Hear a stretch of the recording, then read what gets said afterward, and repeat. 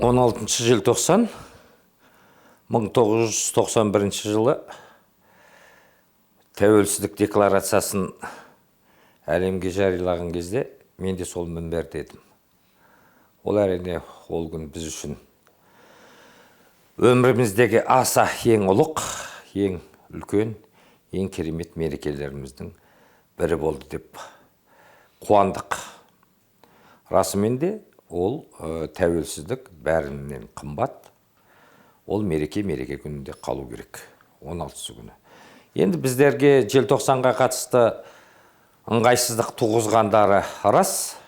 Өйткені өздеріңіз білесіздер, алғашқы президенттік сайлау 91 жылы болды.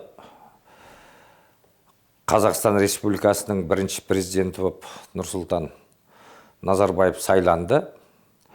Ұлықтау рәсімі, ұмытпасам, 8 желтоқсан күні болды. 12 желтоқсан күні,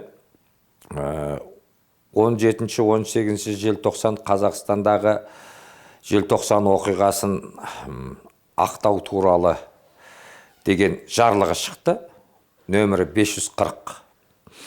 Сол жарлығына сәйкес, сол кезде баптар көрсетілген, 4-ші бабында 17 желтоқсан Қазақстан Республикасының демократиялық жаңару күні болып бекітілген болатын.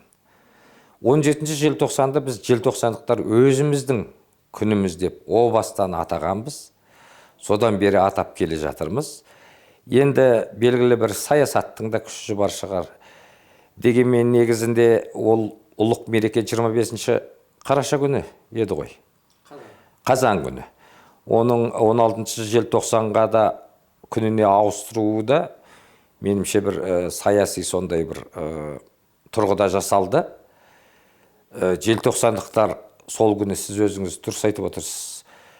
Аза тұтатынын білмей, немесе оны тойлататынын білмей, екудайлық бір сондай жағдайда сезініп жүрдік, бәріміз өзімізде. Бірақ енді біздің халқымыз бір нәрсені жақсы білу керек. Мен баяғыдан бері айтып жазып келе жатырмын. Желтоқсан, тәуелсіздік, егіз ұғым деп. Соған қатысты 16-сы менен 17-сі қос мерекені қатар тойлау, ол енді бір жағынан өте дұрыс деп те санаймын. Өкінішке орай,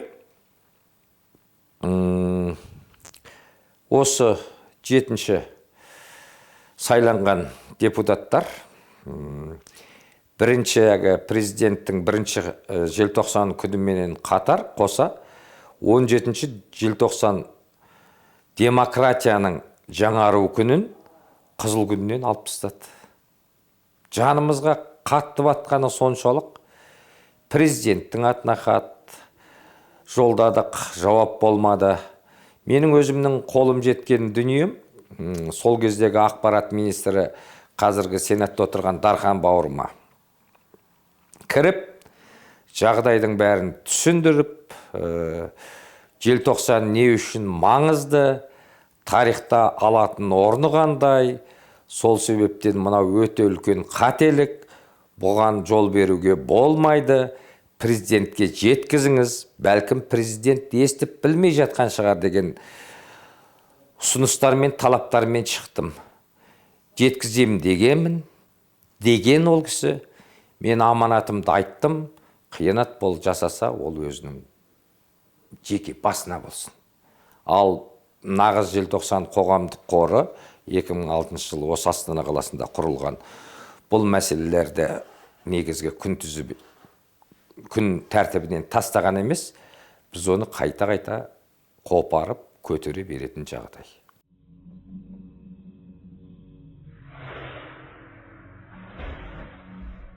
Қазақта мақал бар, 50 жылда ел жаңа, 100 жылда қазан дейді. Тарихқа алыс кетпей, бергі тарихымызға өңілетін болатын болсақ, 37 жылдар есіңізге алайықшы. 37-ге 50-ді қоссаңыз 86 болып шыға келе ме? Ал 86 жыл менің өзімнің танымымда ол Тәңірдің қазаққа берген ұлтына берген үлкен сый деп айтам. Ол мәселе 16 минуттық пленумда елімізге, жұртымызға қызмет еткен Дінмұхамед Ахметұлы Қонаевты орнынан алып тастағаны, болмаса елге танымал емес Колбинді әкелді деген, біреулер оны ұйымдастырды, анау қылды, мынау қылды деген дүние, ол шындыққа жанаспайды. Қалай дейсіз бе? Өйткені өзіңіз ойлап қараңыз, қазіргі дүниемен ол заманды санаңыз. Қазір бізде техника мен ғылымның дамып кеткені соншалық, жердің мына жерде отырсаңыз, Қазақстанның ар жақ бер жағы демей-ақ қояйық, бүкіл әлемнің ар жақ бер жағынан 1 секундтың ішінде жылдам хабар аласың, не болып жатқанын. Ал енді сол 17-сі күні алаңға жиналған жастарды сол замандағы жағдайды ескере отырып, жай ғана сымсыз телефонмен басын жинау деген ол үлкен әбестік. Сол кездегі жастар менің замандастарым бойындағы қан апарды деп айтам мен. Анау 50 жылда ел жаңа деп айтып отырмын ғой.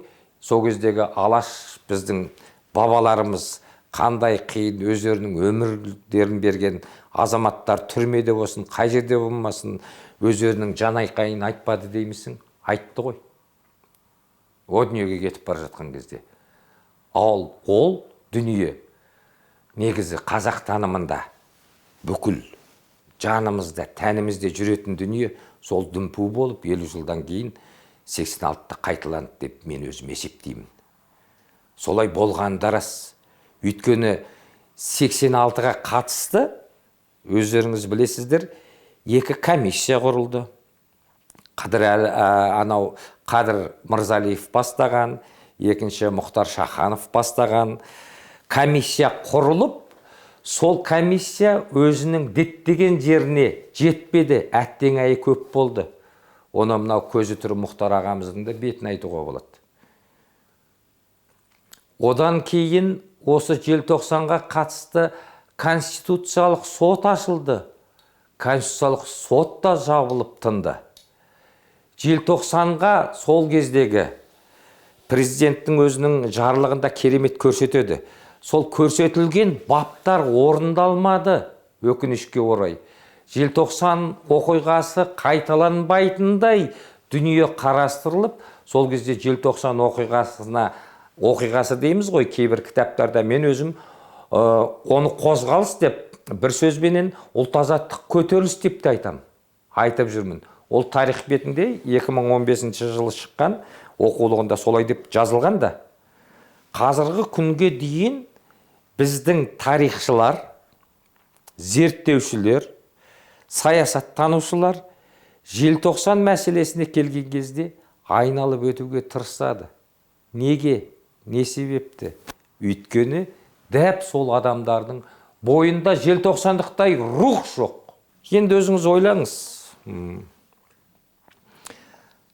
Мынау соң президентіміздің 35 жылдықта айтқан сөзі, желтоқсаншыларды насихаттау керек дейді. Насихаттаған түрі осы ма? 17 желтоқсан Қазақстандағы демократияның жаңару күні қызыл күннен алынып тастаса, бұған қалай деп жауап беруімізге болады. Мен шын айтайын, президентке менің айқайым, ұрандарым, неше рет жазған хаттарым жетпей жүр. Өйткені ол сол хаттарға берілген жауаптан белгілі ғой. Біз туралы, желтоқсандықтар туралы нақты саяси бағасы беріліп, нүктесі қойылуы тиіс. Неге дейсіз бе? Желтоқсан желінде ызғарлы боранындағы келген дүние, ол нүктесі қойылмаса, қарым заңы бойынша айналып келіп тұрады. Ол табиғи заңдылық, оны ешкім жоя алмайды. Ол бізге қалай оралды? 2011-де Жаңаөзен болып оралды, Шетпе болып оралды. 2022-де қаңтар болып оралды. Негізінде қос палаталы кезінде арнайы 94 жылы 45 тәулік желтоқсандықтарды мен өзім о кезде желтоқсан қоғамдық бірлестігі деген болған Алматыда. Соны тікелей басқаруыменен 45 тәулікке дейін созылған аштық жариялаған болатынбыз. Сол кездегі мықты депутаттарымыз, марқұм Жасаралдардың мықты араласуыменен арнайы комиссия құрылып, осы желтоқсан оқиғасына тексеріліп нүкте қойылсын деген кәдімгідей жоғарғы кеңестің шешімі ұйғарымы болған 94 жылы Әбіш Кекілбаев марқұм ақсақалымыздың қолыменен қойылып кеткен. Өкінішке орай оларды қуып жіберді ғой, әге Танька Катка деген тарихтағы. Соныменен ол комиссияда кете барды. Ал біздің талабымыз қазіргі таңда осы желтоқсан көтерілісіне қатысты бүкіл тарихи дүниелерді жинай отырып, мынау қос палата бірігіп, арнайы комиссия құрып, нүктесін қою керек. Болды. Қалай деп танисыңдар желтоқсанды? Ал шынын айтқан кезде желтоқсанды тек қана біздің ұлт емес, бүкіл әлем мойындаған. Мысалы, қазір кез келген қазақтың баласы мына Прибалт мемлекеттеріне барып, әй мен қазақпын деші. Тәуелсіз дамып кеткен мемлекеттер, сол кезде 91 жыл тәуелсіздік парадын бірге бастаған 15 одақтас республикалар, қазір егемен болып отырғандар. Желтоқсан көтерілісін олар айрықша баға береді. Өйткені біздің бастауымыз дейді. Ол тұрмақ анау мұхиттың ар жағындағы Америка құрама штатындағы бір атын ұмытып қалдым, бір штатының профессоры, осы тарихты зерттеп жүрген, желтоқсанға қатысты керемет сөз айтты ол кісі. Егер біз желтоқсан оқиғасын жақсылап, нақтылап тексеретін болсақ, ол әлемдік тарихта із қалдырған. Сол кездегі әлем екіге бөлініп тұрған, білесіздер, капитализм мен социализм лагерді болып. Соның күйреуіне әкеп соқтырған, тарихтың өзгеруіне, басқа бағыт алуына сеп болған желтоқсан ұлт-азаттық көтерілісі деп атап отыр. Елдің тарихшылары солай айтқан кезде, біздің тарихшыларымыз мынау саясат, отаршылдық, расыменен сүйектен өтіп кеткен. Мынау кеңестердің империясы, мынау орыстың империализмінің не қатысты айтып отырмын. Содан аса алмай отыр. Халық беріп қойды, бірақ билік тарапынан біздерді мен тағы да айта кетейін. Сол 45 тәулікке созылған аштық жариялау акциясынан кейін, жаңа айттым ғой, комиссия құрылды деп. Сол комиссияның шешіміменен бір жағынан енді қуанышпен де мақтанып о заманда айттық, біздер жастау болдық қой. Мынау жаппай саяси қуғын-сүргін құрбандарын ақтау туралы заң бар ғой, шыққан 14 сәуір 93 жылы шыққан.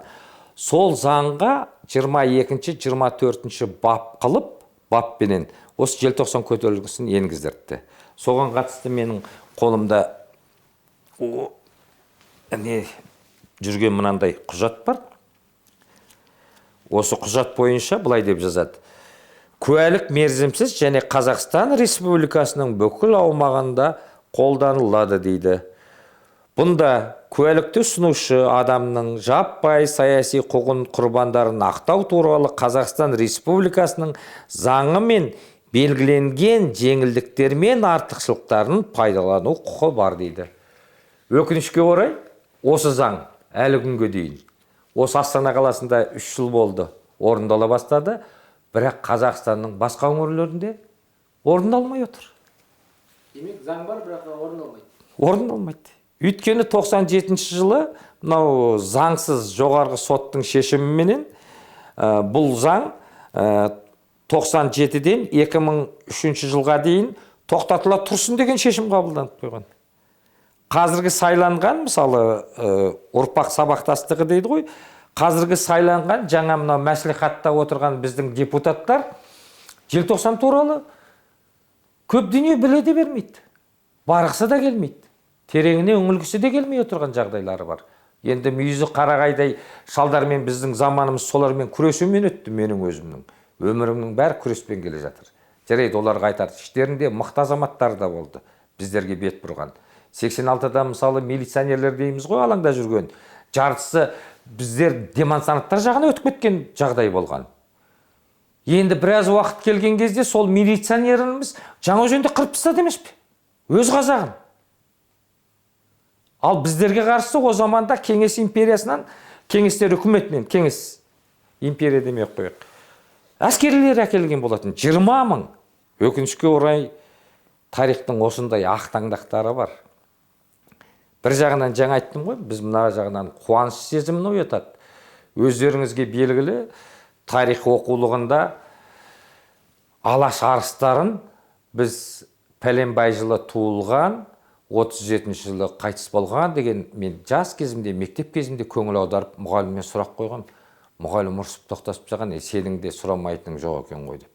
Сөйтсек, бәрілері қайғылы сондай, қасіретті жағдайда дүниеден өткен екен ғой.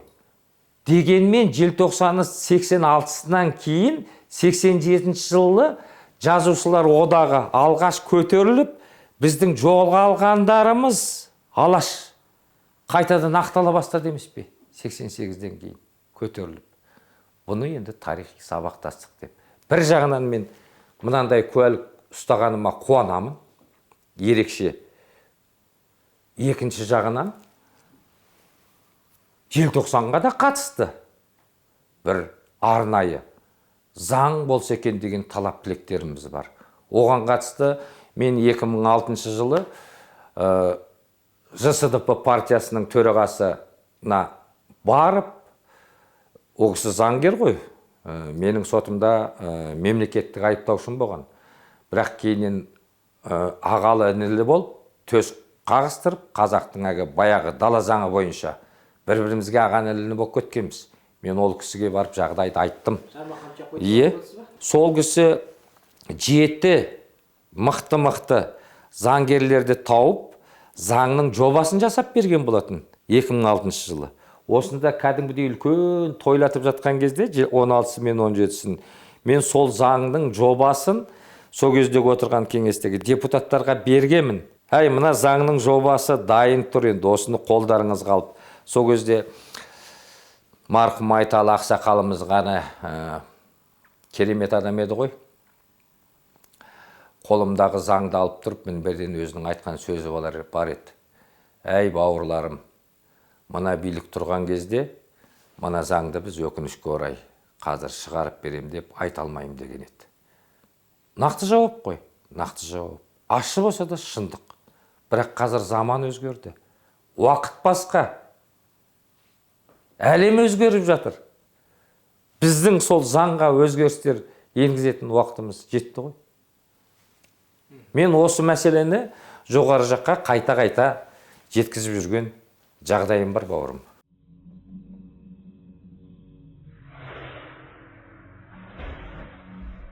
Ондай қалыптасып қалғаны рас, бірақ мынау жаңа ұрпақ сабақтастығы дедім ғой. Мынау мемлекетіміздің, өкіметіміздің атқарушы билігіне қазір дегенмен жастар келіп жатыр. Олардың өмірге көзқарастары басқа. Сол себептен де мен бір мақтанышты дүниемен айтуыма болады. Әрине Астана қаласының әкімшілігіне, сонда отырған, басқарып отырған азаматтарға. Биыл өзі арнайы әкімшілікпен бірге отырып, нағыз желтоқсан қоғамдық қоры жылдық жоспар бекіттік. Сол жылдық жоспар бекітудің барысында сондағы атқарылатын іс-шаралар, қызметтер жыл 12 ай жасайтын болып келістік. Құдайға тәуба дейін ба, шүкір дейін ба, ондай дүниелер ретіменен өтіп жатыр. Бұрынғыдай емес. Бұл енді өзгеріс тәп бізде ғана шығар, осы елорда Астанамызда. Басқа жерлерде мен хабарласып тұрам, жер-жердегі желтоқсандықтардың бәріменен. Олардың айтуынша баяғы жартас, сол жартас. Біз өзімізде осы өткен жылғы 24-ші жылдық жоспарды келесі жылға да әкімшілікпен келісе отырып қалдырмақ ойымыз бар. Болашақта жыл сайын желтоқсанға қатысты бүкіл мәліметтер, ақпараттар мынау өскелең ұрпақпен, жастармен жыл 12 ай таныстырылып, қажетті дәрежеде, қажетті жағдайда жұмыс жасасақ деген ойларымыз бар.